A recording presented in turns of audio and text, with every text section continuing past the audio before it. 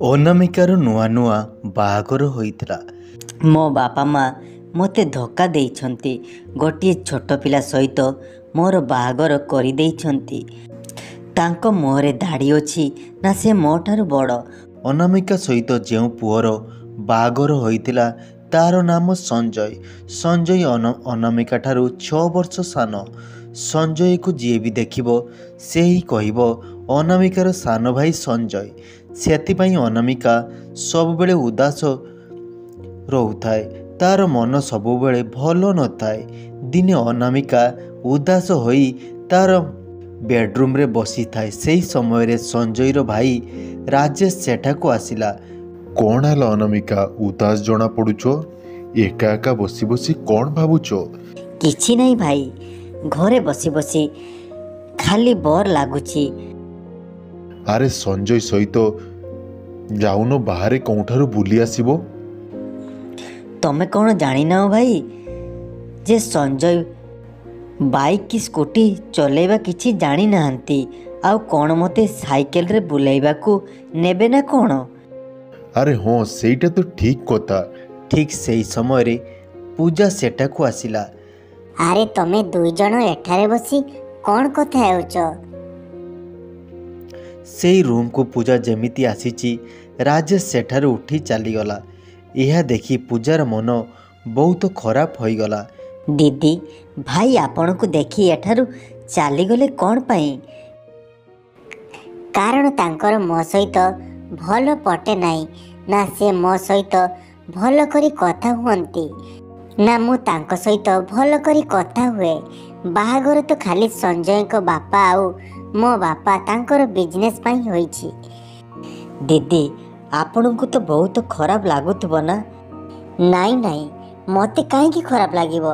ଏଇଟା ତ ଆମର ନୀତିଦିନର କଥା। ଆଉ ଗୋଟିଏ କଥା ହେଲା, ମୁଁ ବି ତାଙ୍କୁ ଜମା ବି ପସନ୍ଦ କରେ ନାହିଁ। ଠିକ୍ ଅଛି ଅନାମିକା, ମୁଁ ଯାଉଛି, ମୋର କାମ ଅଛି। ଠିକ୍ ଅଛି ଅପା, ଯାଉ, ଭଲ ହେଲା। ମୋତେ ତ ଖାଲି ଜାଣିବାର ଥିଲା ଭାଇ ଆଉ ଦିଦି ମଧ୍ୟରେ ସମ୍ପର୍କଟା କେମିତି। ମୋତେ ଏହାର ଫାଇଦା ନିହାତି ନେବାକୁ ପଡ଼ିବ। ଅନାମିକା ରାଜେଶର ପାଖାପାଖି ହେବା ପାଇଁ ଚାହୁଁଥିଲା। ସେଥିପାଇଁ ଅନାମିକା ନୂଆ ନୂଆ ବାହାନା କରୁଥିଲା। ସେ ରାତି ସାରା ଡାଇନିଂ ରୁମ୍ରେ ଶୋଇଥିଲା। ସେହି ସମୟରେ ରାଜେଶ ଡାଇନିଂ ରୁମ୍ ଦେଇ ଶୋଇବାକୁ ଯାଉଥାଏ। ସେ ଅନାମିକାକୁ ଦେଖି ତା ପାଖକୁ ଗଲା ଆଉ ବସିଲା। ଅନାମିକା ନିଦରୁ ଉଠି ରାଜେଶକୁ ଚାପୁଡ଼ି ଧରିଲା ଆଉ ଭୂତ ଭୂତ ବୋଲି କହିଲା। କାହିଁ ଭୂତ କାହିଁ? ଏଠାରେ କେହି ନାହିଁ, କେବଳ ମୁଁ ଅଛି। ଅନାମିକା ଆହୁରି ରାଜେଶକୁ ଜୋର କରି ଚାପୁଡ଼ି ଧରିଲା। ବୁଝିଲ ଭାଇ, ମୁଁ ଏଇ ମଉକା ଖୋଜୁଥିଲି, ଆଉ ସେଇ ମଉକାର ଆଜି ମୁଁ ଚୌକା ମାରିଦେଲି। ଆରେ ଅନାମିକା, ମୁଁ ତମ ଭାଇ ରାଜେଶ। ଆରେ ଭାଇ ଆପଣ, ମୁଁ ଭାବିଲି ସଞ୍ଜୟ। କ୍ଷମା କରିଦେବ ଭାଇ, ମୋର ଭୁଲ ହୋଇଯାଇଛି। ଠିକ୍ ଅଛି, ଠିକ୍ ଅଛି, କିଛି ଅସୁବିଧା ନାହିଁ। ହେଲେ ତମେ ଏଠାରେ କ'ଣ ପାଇଁ ଶୋଇଛ? ରୁମ୍ରେ ନିଦ ଆସୁନାହିଁ, ସେଥିପାଇଁ ଏଠାରେ ଶୋଇଛି। ତମେ ରୁମ୍ ଯାଅ ଶୋଇବ, ନହେଲେ ରାତି ସାରା ଭୂତର ସ୍ୱପ୍ନ ଦେଖିବ। ଠିକ୍ ଅଛି ଭାଇ, ମୁଁ ମୋ ରୁମ୍କୁ ଯାଉଛି, ଶୋଇବି। ତାପରେ ଅନାମିକା ତା ରୁମ୍କୁ ଚାଲିଗଲା। କାଲି ତ ମଜା ଆସିଗଲା। ଭାଇ ତ ଜାଣିପାରିଲେନି ମୁଁ ଆକ୍ଟିଂ କରୁଥିଲି ବୋଲି। କେତେ ସୁନ୍ଦର ମୁହୂର୍ତ୍ତ ଥିଲା। ଏହି ସବୁ କଥା ରାଜେଶ କବାଟ ପାଖରେ ଛିଡ଼ା ହୋଇ ଶୁଣୁଥିଲା। ତାହେଲେ ଏଇ କଥା। ତାହେଲେ ଶୁଣ ଅନାମିକା, ମୁଁ ତମ ସହିତ ହୋଲି କେମିତି ଖେଳୁଛି ଦେଖ।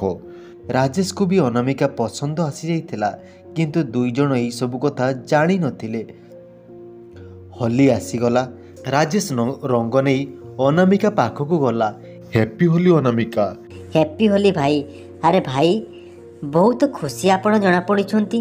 କ'ଣ ଦିଦି ଆପଣଙ୍କୁ ସକାଳୁ ସକାଳୁ ରଙ୍ଗ ଲଗେଇ ସାରିଲେନି? ପୂଜା ତ ରଙ୍ଗ ଲଗେଇ ନାହିଁ, ହେଲେ ତମକୁ ଆଜି ମୁଁ ରଙ୍ଗ ଲଗେଇବି ଆଉ ଅଧା ଘରବାଲି ବନେଇବି। ଭାଇ ଆପଣ ଏମିତି କ'ଣ କହୁଛନ୍ତି? ଦିଦି ଯଦି ଜାଣିବେ କ'ଣ ହେବ? ଦିଦି କଥା ଛାଡ଼, ଏବେ କ'ଣ ହେବ ଏଇଟା ଭାବ। ମୁଁ ଜାଣିଛି ତମେ ସେଦିନ ରାତିରେ ମୋ ସହିତ ଜାଣି ଶୁଣି ଚାପୁଡ଼ି ଧରିଥିଲ ଆଉ ଭୂତର ଅଭିନୟ କରିଥିଲ ନାହିଁ। ଭାବୁଛ ମୁଁ କିଛି ଜାଣିନାହିଁ? ହେଲେ ଭାଇ ଆପଣ ଏସବୁ କଥା କେମିତି ଜାଣିଲେ? ମୁଁ ଜାଣିପାରିବିନି? ତମେ ଏକା ଏକା ସବୁ ସତ କଥା କହୁଥିଲ, ମୁଁ ଶୁଣିଛି। ହଉ ଛାଡ଼, ତମେ ମୋତେ ବି ଭଲ ପାଅ, ମୁଁ ତମକୁ ବି ଭଲ ପାଏ। ଚାଲ ଆମେ ଦୁଇଜଣ ସ୍ୱାମୀ ସ୍ତ୍ରୀ ଭଳି ହୋଲି ଖେଳିବା। ସେମାନେ ଦୁଇଜଣ ଖୁବ୍ ଖୁସିରେ ହୋଲି ଖେଳିଲେ। ପ୍ରତିଦିନ ସଞ୍ଜୟ ଅଫିସକୁ ଚାଲିଗଲେ ଏପଟ ରାଜେଶ ଆଉ ଅନାମିକା ରୁମ୍କୁ ଯାଇ ବହୁତ ମିଠା ମିଠା କଥା ହୁଅନ୍ତି। ଦୁଇଜଣ ପାଖାପାଖି ଶୁଅନ୍ତି। ମୋତେ ସପିଂ ପାଇଁ ଯିବାକୁ ହେବ, ଚାଲନ୍ତୁ ନା ମୋ ସହିତ। ମୋତେ ସ୍କୁଟି ଚଲାଇବା ଜଣା ନାହିଁ। ପୂଜା, ତମକୁ ମୁଁ ବାରମ୍ବାର କହିଛି ତମ ସହିତ ମୁଁ କୁଆଡ଼େ ବି ଯାଇପାରିବି ନାହିଁ। ଏହା କହି ସେଠାରୁ ଚାଲିଗଲା। ପୂଜା ଏପଟେ ମନ ଖରାପ ହୋଇ ବସିଥାଏ। ପୂଜାର ବି ମନେ ମନେ ରାଜେଶ ଭଲ ପାଇ ବସିଥାଏ। ଏଥିପାଇଁ ତାକୁ ଏପରି ବ୍ୟବହାର ଦେଖି ତାକୁ ବହୁତ ଖରାପ ଲାଗିଲା। ତାପରେ ରାଜେଶ ଅନାମିକା ପାଖକୁ ଗଲା।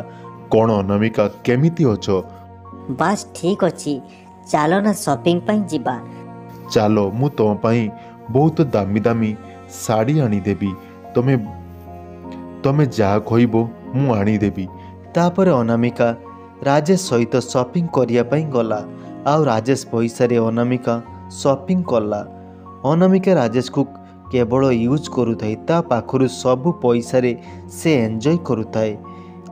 କେବେ କେବେ ଭଲ ଭଲ ଖାଇବା ରାଜେଶ ପଇସାରେ ଜୋମାଟୋରୁ ଅର୍ଡ଼ର କରୁଥାଏ, ତ କେବେ କେବେ ମେକଅପ୍ ପାଇଁ ଜିନିଷ ସବୁ ଆଣୁଥାଏ। ରାଜେଶ ଅନାମିକାର ସୁନ୍ଦର ଚେହେରା ଦେଖି ଏମିତି ପାଗଳ ହୋଇଯାଇଥାଏ। ତାକୁ ଅନାମିକା ଛଡ଼ା ଆଉ କିଛି ଦେଖାଯାଉନଥାଏ। ହେଲୋ ଭାଇ, ଆଜି ମୋ ରୁମ୍କୁ ଆସିବ ନାହିଁ କି? ମୁଁ ଆପଣଙ୍କୁ କେତେ ସମୟରୁ ଅପେକ୍ଷା କରିଛି। ଆଉ ଶୁଣନ୍ତୁ ଭାଇ, ମୋର ମଟନ୍ ବିରିୟାନୀ ଖାଇବାକୁ ବହୁତ ଇଚ୍ଛା ହେଉଛି, ଟିକେ ଅର୍ଡ଼ର କରିଦିଅନ୍ତୁ ନା। ଆରେ ତମେ ଏଇ କଥା ପାଇଁ ଡରୁଛ? ଠିକ୍ ଅଛି, ମୁଁ ମଟନ୍ ବିରିୟାନୀ ଅର୍ଡ଼ର କରିଦେଉଛି। ଆଉ ମୁଁ ସଙ୍ଗେ ସଙ୍ଗେ ତମ ରୁମ୍କୁ ଯାଉଛି। ତାପରେ ସଞ୍ଜୟ ଅନାମିକା ରୁମ୍କୁ ଗଲା। ଆଉ ସେମାନେ ବସି ସେଠାରେ ମିଠା ମିଠା କହୁଥିଲେ।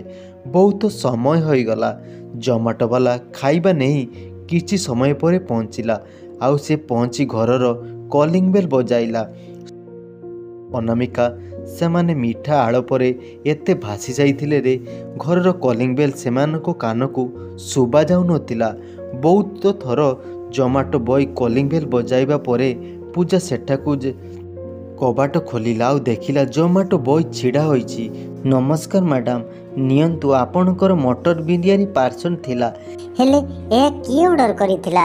ଏହା ସଞ୍ଜୟ ବାବୁଙ୍କ ନାଁରେ ଅର୍ଡ଼ର ଅଛି। ହେଲେ ସଞ୍ଜୟ ତ କେବେ ହେଲେ ମଟନ୍ ବିରିୟାନୀ ଖାଆନ୍ତି ନାହିଁ। ମ୍ୟାଡ଼ାମ୍, ପେମେଣ୍ଟ ହୋଇଯାଇଛି, ମାତ୍ର 275 ଟଙ୍କା।